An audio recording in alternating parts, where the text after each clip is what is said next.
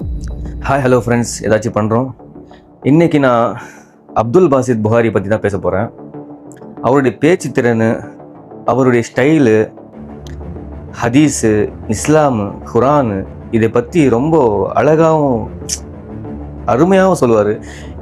இதை கேட்குறவங்க அப்படியே கவர்ச்சி ஆகிடுவாங்க. இதை கேட்ட உடனே அவருடைய ஃபேன்ஸாக இருக்காங்க நிறைய பேர். அவருடைய பேச்சு ஸ்பீச் எல்லாம் கேட்டு நிறைய பேர் திருந்திருக்காங்க. நிறைய பேர் அந்த அட்வைஸை எடுத்து அந்த இஸ்லாத்துடைய பேச்சுக்கள் எல்லாம் அவருடைய கேட்டு ரொம்ப பேர் நிறைய பேர் வந்து அல்லாவின் பக்கம் அந்த இறையாண்மை இதெல்லாம் நிறைய பேர் கடைபிடிச்சிருக்காங்க. அவரு ஆக்சுவலி சொல்லப்போனால் அவருடைய பேச்சுக்கு ஒரு ஃபேன்ஸ் ஃபாலோவிங்கே இருக்குது அதிகமாக. அவர் என்ன சொன்னாலும் ஒரு பக்கம் அவர் என்ன சொன்னாலும் நம்பக்கூடிய ஒரு ஆளுங்களும் இருக்காங்க. இப்போ சமீபத்தில் என்னுடைய ஃப்ரெண்டும் சொல்லியிருக்காரு, ரொம்ப நாளாக அவர் வந்து பிஸ்னஸ் லாஸில், பண கஷ்டத்தில், ஏதோ ஒரு ப்ராப்ளமில் வந்து சிக்கிக்கிட்டு இருக்கார். அவர் ரொம்ப நாளாக அவருடைய காணொலி வர்றதில்லை. அப்படியே ஒரு வருஷமாக அவர் காணும். நல்லா எந்த ஒரு இஸ்லாமியர்களுக்கும் தெரியாத ஆளே இல்லை, தமிழ்நாட்டில் தெரியாத ஆளே இல்லை, அப்படி ஒரு ஃபேமஸ் அவர். இன்னைக்கு அவர் மேலே குற்றச்சாட்டு விமர்சனம் என்ன இருக்குன்னா, பண மோசடி. 10 கோடி சின்ன விஷயம் இல்லை.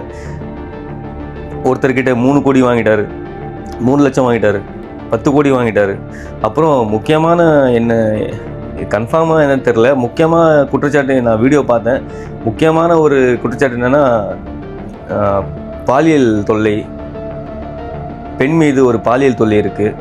இப்படி பெரிய பெரிய விமர்சனம் வச்சுருக்காங்க. இந்த நாம் வந்து இப்போ பண்ணுறது என்ன தெரியுமா தப்பு? இந்த முஸ்லீம்களை பொறுத்த வரைக்கும் நாங்கள் பண்ணுற தப்பு என்ன தெரியுமா? ஒருத்தர் நல்லா பேசிட்டாலோ, ஒருத்தர் நல்லா இது பண்ணுறாலோ, அவரை வந்து ரொம்ப ஹை லெவலில் தூக்கின்னு போய் வைக்கிறதோ, அவருக்குள்ளேயே அந்த ஃபீலிங்ஸை உருவாக்குறது. நான் பெரிய ஆள் ஆகிட்டேன்பா, நான் வந்து நல்லா ஃபேமஸ் ஆகிட்டேன்பா, என்னை வந்து நல்லா சூப்பராக ஒரு ஸோ அந்த ஒரு மைண்டில் போயிட்டுறாங்க நிறைய பேர். இதுக்கு முன்னாடி பிஜேன்னு ஒருத்தர் நீங்கள் கேள்விப்பட்டிருப்பீங்க.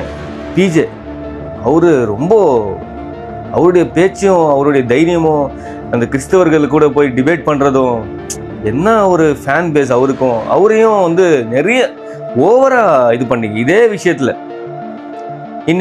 அன்னைக்கு அவரும் என்ன ஒரு தப்பில் மாட்டினாரு, என்ன ஒரு பிரச்சனையில் மாட்டினாரு. எத்தனை பள்ளிகளை கட்டியிருக்காரு, எத்தனை பள்ளிகள் அவங்க கட்டியிருக்காங்க. எல்லா ஏரியாலையும் அந்த ஜமாத்து ஏதாவது பிரச்சனைனா முதல்ல வந்து நிற்கிறது. வெள்ளம் வந்தா, மக்களுக்கு ஏதாவது போராட்டம்னா முதல்ல போய் குரல் கொடுக்கறது. இன்னைக்கு என்ன ஆயிடுச்சு? மொத்தமாக செதஞ்சு கிடக்குது. இதில் என்ன தெரியுது உங்களுக்கு? இந்த முஸ்லீம்ங்க செய்கிற தப்பு என்ன தெரியுமா? இங்கே ஒரு ஜமாத்து மூலியமாக தலைவருங்க, நீ பெரியவனா நான் பெரியவனா, இங்கே நான் கட்சி மூலியமாக பெரியவங்க, நீ தலைவரா நான் தலைவரா, நான் தான் தலைவர், நீ தான் என் கூட வந்து சேரணும்.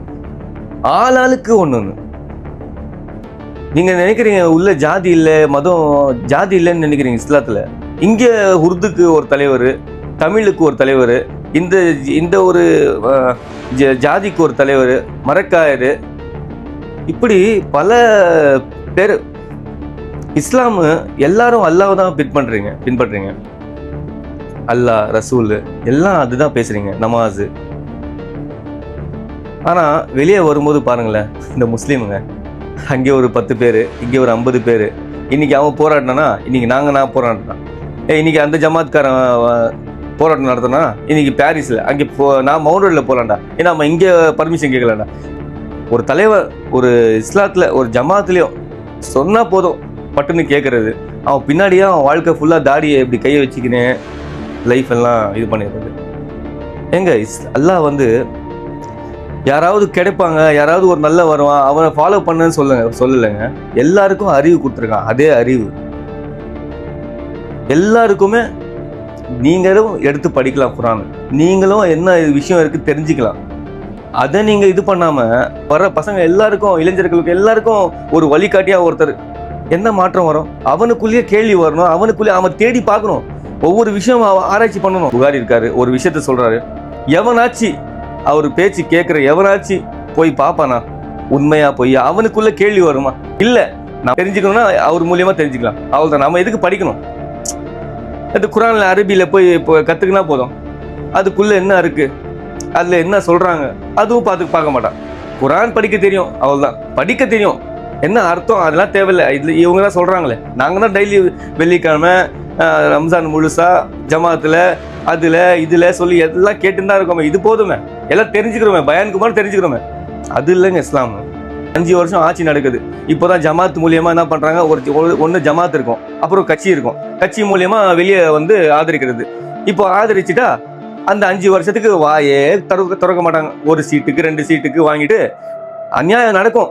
அந்த ஆட்சியில அநியாயம் நடக்கும். நல்ல தலைவராக இருப்பார். ஜமாத்ல அப்படியே மசூதியில போனா சூப்பரா பேசுவார், கொள்கை அது இது சொல்லி மண்ணாங்கட்டி செம்மையா பேசுவார், அப்படியே அப்படியே புல்லரிக்கும். ஆனா வெளியே வந்து பார்த்தா மக்களுக்கு அநியாயம் நடக்கும், மக்களுக்கு ஒரு பிரச்சனை நடக்கும். அதுல வாயை மூடிக்கிட்டு சும்மா இருப்பாரு. 5 வருஷம் சும்மாவா இருப்பாரு. ஏன்னா சீட்டு போயிடும், நோட்டு போயிடும். என்னயா இது? ஏதாவது எடுத்துன்னு போறீங்க, ₹1 எடுத்துன்னு போறீங்க. அதாங்க சொல்றாங்க, நான் ஒண்ணு சொல்றேன், தன் சுயநலத்துக்காக தன் குடும்பம், தன் பிள்ளைகள், பேரன் பேத்தி எல்லாம் வாழ்றதுக்கு.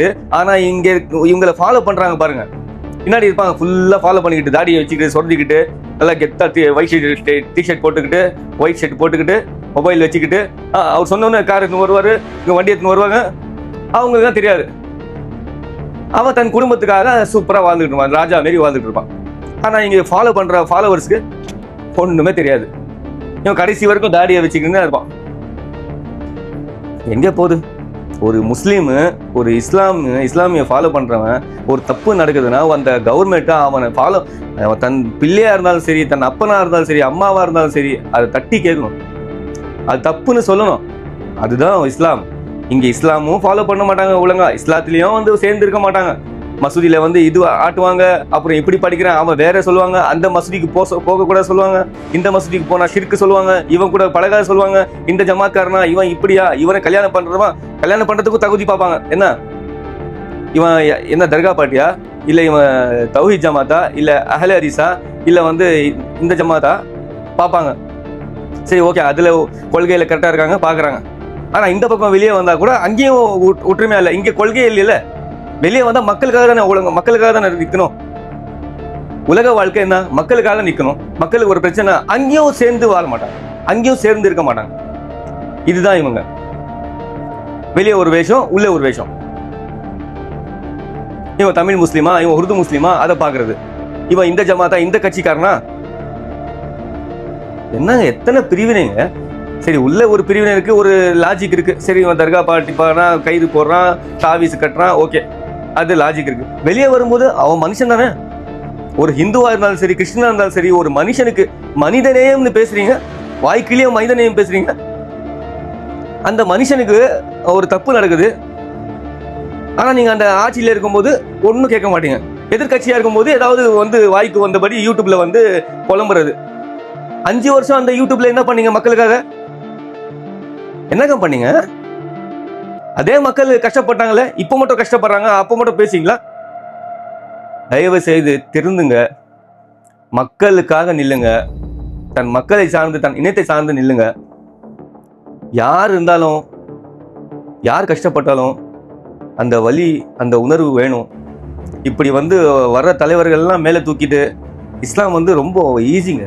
அல்லாவே சொல்லியிருக்காரு, ரொம்ப ஈஸி இஸ்லாம். இஸ்லாமை கத்துக்கிறதும் இஸ்லாம் வழிபடுறதும் ரொம்ப ரொம்ப ஈஸி.